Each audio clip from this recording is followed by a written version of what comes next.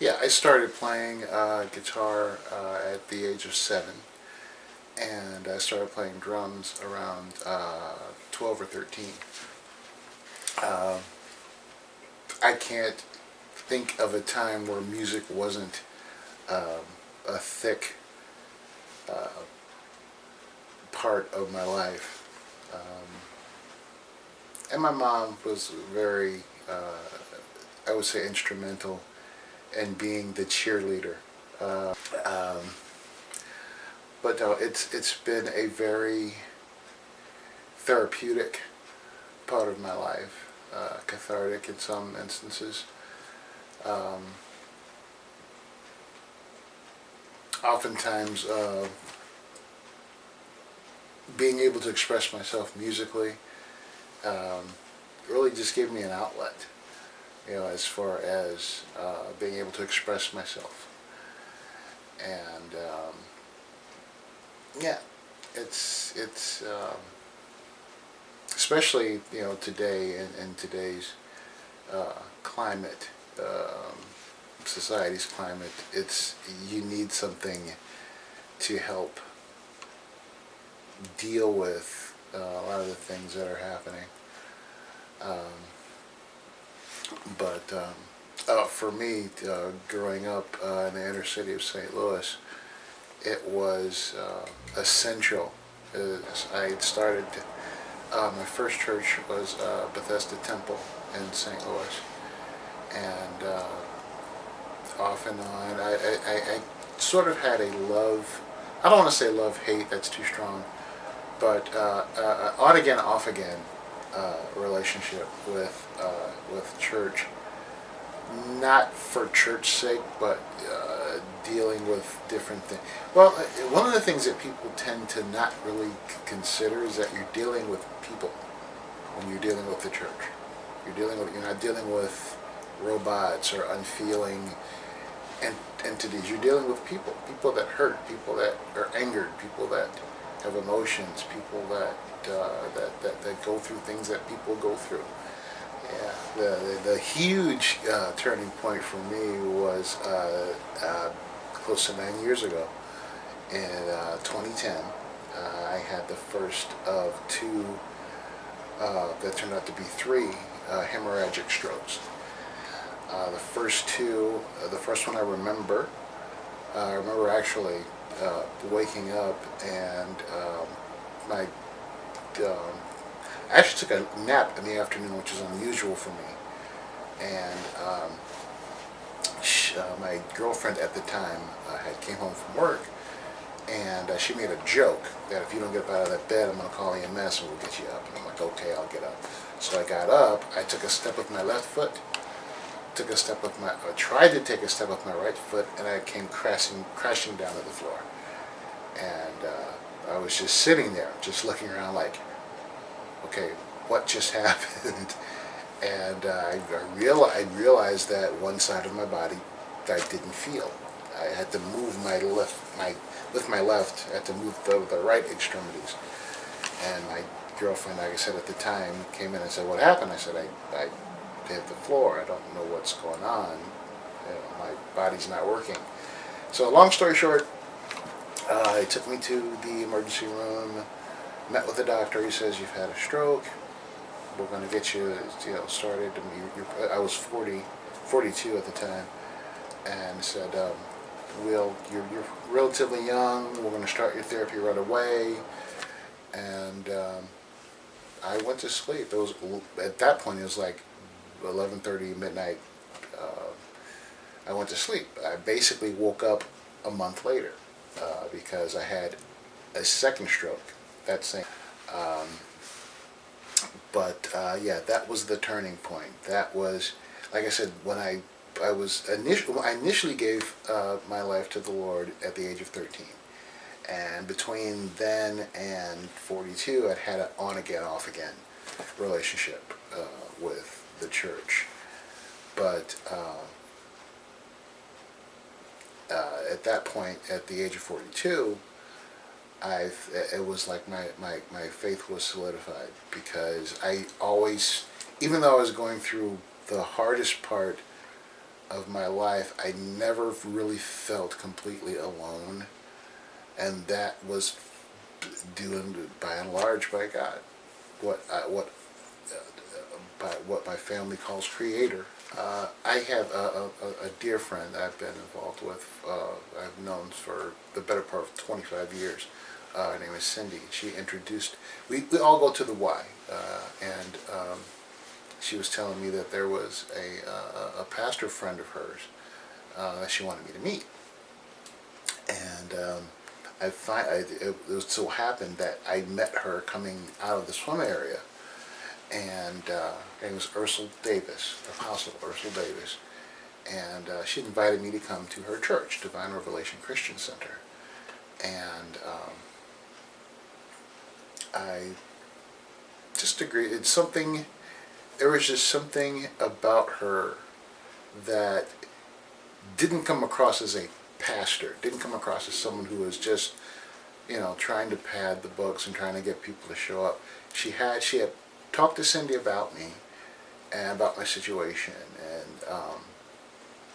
and Cindy had shared with her that I was a musician for many years, and that I wasn't really playing that much anymore, because of the stroke. My right side was affected, and they asked me to come in, and I came in and sat, and never heard a preacher like Apostle Davis, just genuine and insightful, and we really became really close friends. Because at that point in time, I had made up an ad to sell all of my equipment, all of it, in Craigslist.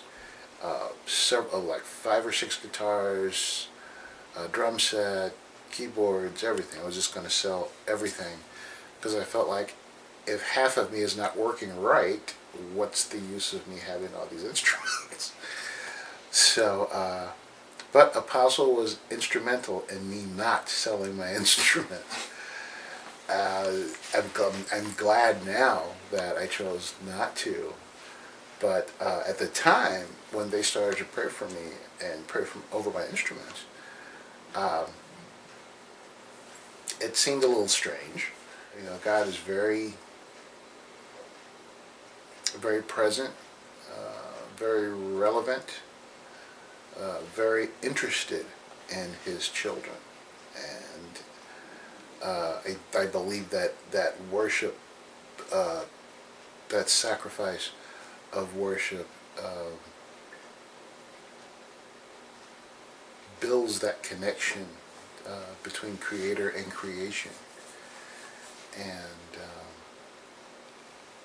it really deepens that relationship as well. Yes, my mom was Cherokee and Choctaw, and my dad's African American. And when I follow a lot of what's going on with the Standing Rock situation, and just the relationship with Native people or indigenous people and government, and matter of fact, we used to go to powwow at Cahokia Mountains State Park every year until they stopped having it fairly recently. But yeah, that was sort of a point of contention with my parents. My dad was kind of like, he'll never be accepted. He'll just get his feelings hurt, whatever. And my mom was always like, that's part of his heritage. I'm going to make sure he knows about that. So I remember there was a lady there, one of the dancers. It was a lady, a senior citizen. It was a husband and wife pair that were there, and a lot of the dancers make their living on the road. And we were both looking at this flag, the Cherokee flag, with the Cherokee insignia on it. And I joked with her. I said, well, I saw it first. We both laughed. And she asked the vendor how much the flag was. And I think he said $50. And she kind of threw it. She didn't throw it, but she kind of dropped it like, oh, that's too much for me. And I already had in my mind that I was going to buy it. So she went back to her area where they had set up for dancing, and it was just something that came over my heart that said, "Give her the flag, give her the flag." And I bought the flag, and I walked up to her and I gave her the flag. I said, "This is for you." And I mean, she was just they were just they're overcome with emotion. You know, I am here in Arizona because I met my wife, and we met online, and from the very beginning of our relationship, it just we fit like two puzzle pieces. Jennifer is the love of my life, and it's very refreshing because you go through life or relationships for whatever reason, and it didn't really make a connection until I finally made it up in my mind to. It's one thing I love about Creator is that he likes for you to be specific in the things that you ask for. I am a dialysis patient. Everything resulting from the strokes that happened in 2010. Unfortunately, my kidneys were damaged, and I didn't actually need dialysis till 2015. So, got that done, and I was prepared. And I've been taking dialysis 3 times a week since 2010, since February of 2015. And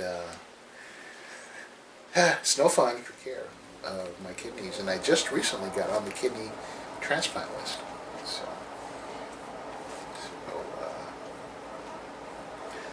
But yeah, having that relationship with Creator has been essential into my outlook. Some people get. I belong to several dialysis groups on Facebook and other online groups, and some people are just in the pit of despair till they just want to stop treatment. They just don't want to have it anymore. And it breaks my heart when I read that, because it's been a complete blast being able to help with the worship at Desert Foothills United Methodist Church. And that's just part of me, just being able to assist with music and help with worship. In my humble opinion, I think that music should be used for worship. I mean, everyone uses it for different purposes or different reasons, but by and large, music should be used for worship.